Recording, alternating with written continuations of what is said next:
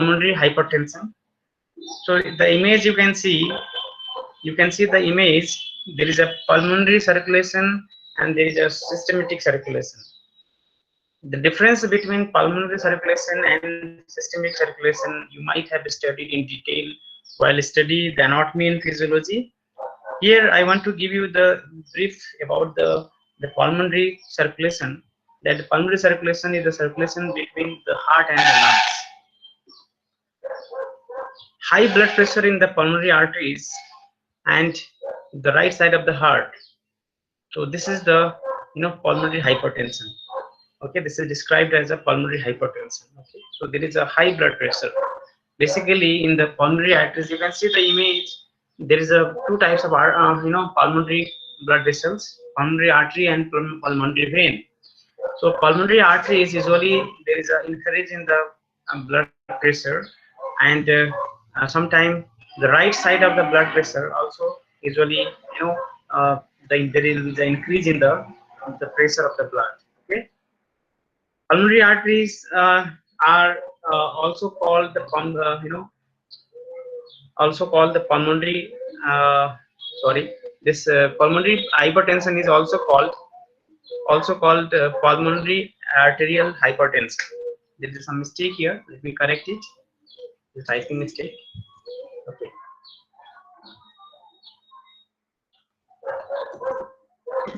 Right. So this pulmonary hypertension is because of high blood pressure in the pulmonary arteries and the right side of the heart, the right chamber of the heart. There may be the high blood pressure, and this pulmonary artery is the artery that supply blood from heart to the lungs. So this is the word we know about this. Also called this pulmonary hypertension is also called pulmonary arterial hypertension. PAH. P for pulmonary, A for arterial, and S for hypertension. So pulmonary hypertension is also sometimes considered as a pulmonary arterial hypertension.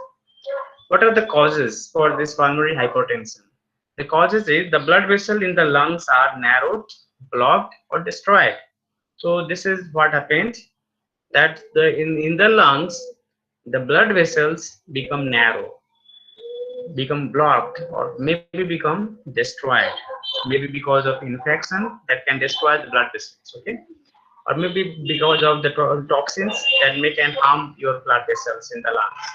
So that may result into the pulmonary sometimes hypertension, right? Next,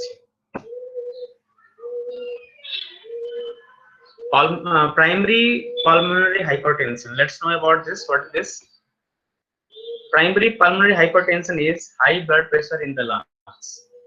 Simply, what we need to understand, that this is the hypertension of the lungs or high blood pressure of the lungs. It is a very rare lung disorder. Okay, it is a rare lung disorder, and the causes you can see that the blood vessel in the lungs become narrow. You can compare with the normal and the abnormal picture.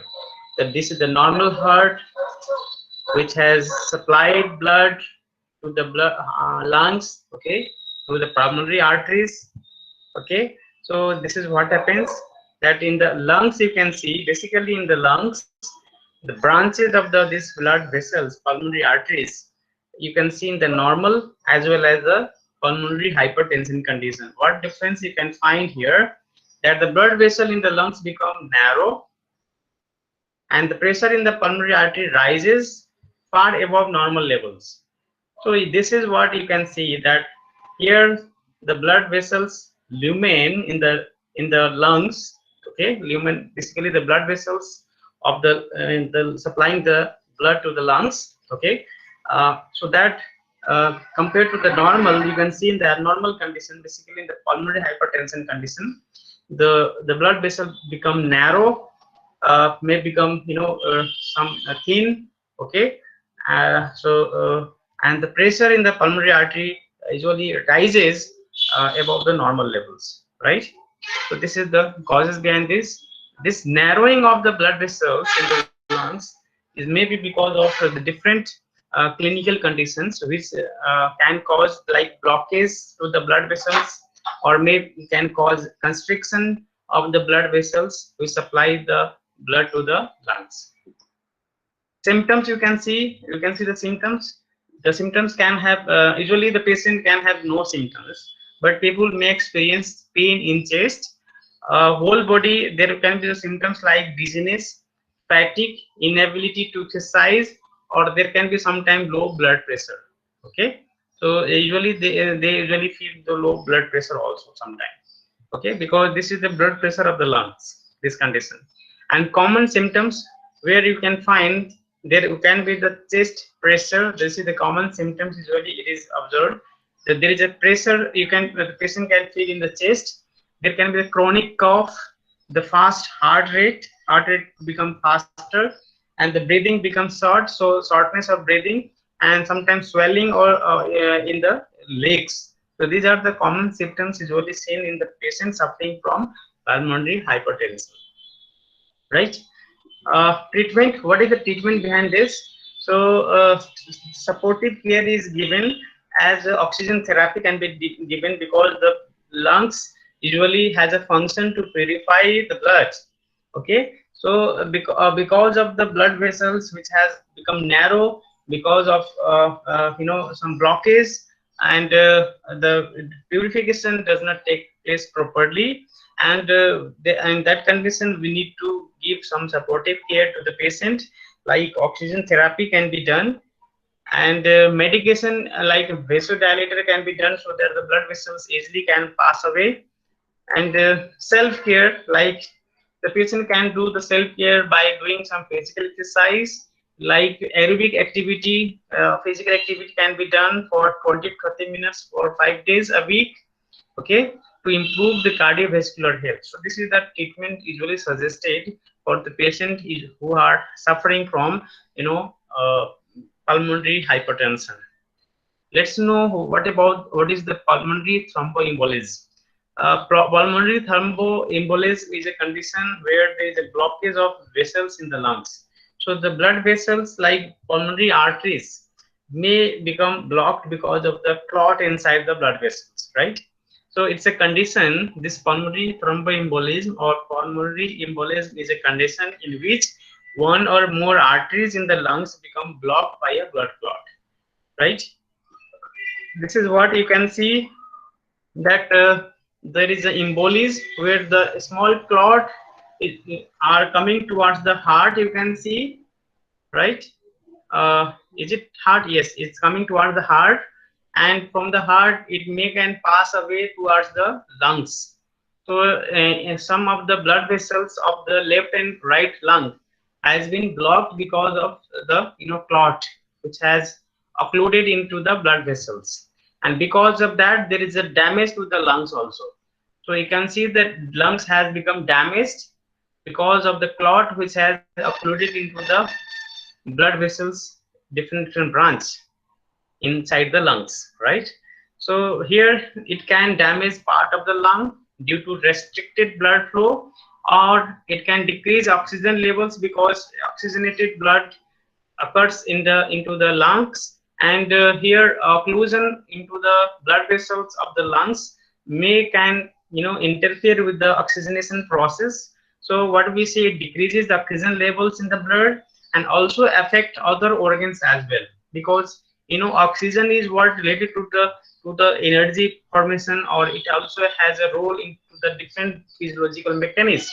So when the oxygen level decreases, it can also affect the activity or physiological activity of the other organs of the body.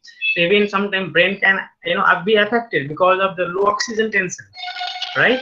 So here what we understand that pulmonary thromboembolism is a condition where the lungs may can be damaged because of the restricted blood flow, and or which can also decrease oxygen level in the blood.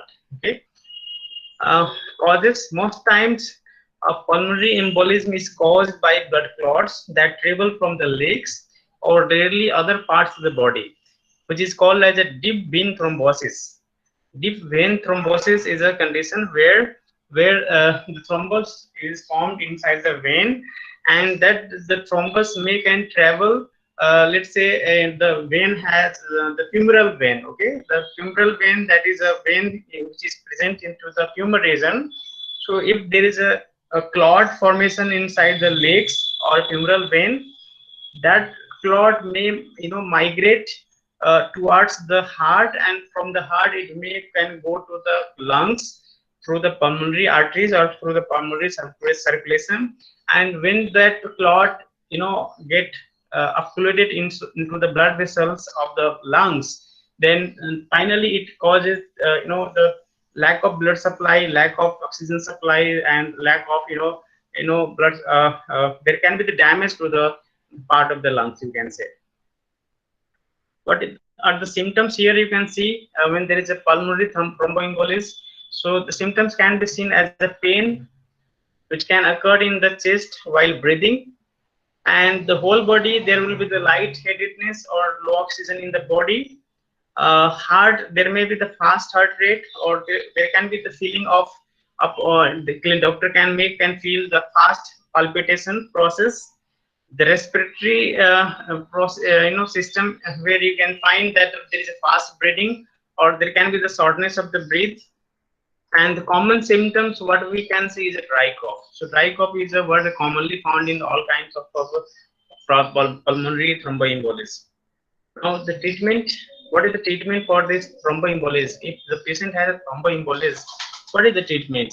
So the major treatment initiative should be taken as a the to break the clot greatly, which reduces the risk of death. Okay, so the clot which has been formed, maybe in to the femoral vein or maybe in somewhere else. So if it is diagnosed that there is a clot inside the blood vessels, so we need to break down the clot by with the help of a blood thinner or anticoagulant therapy. You can do it, give it. Yes, this is the treatment which has been suggested when a person is suffering from pulmonary thromboembolism. And these two conditions we have studied today. One, we have studied the pulmonary hypertension, where we have studied about the causes, the symptoms, the treatments. And another topic we have studied here as a pulmonary thromboembolism. Now, if you have any questions, we have come to the end of the slide. We can discuss about all the doubts now. Uh, yes, any questions?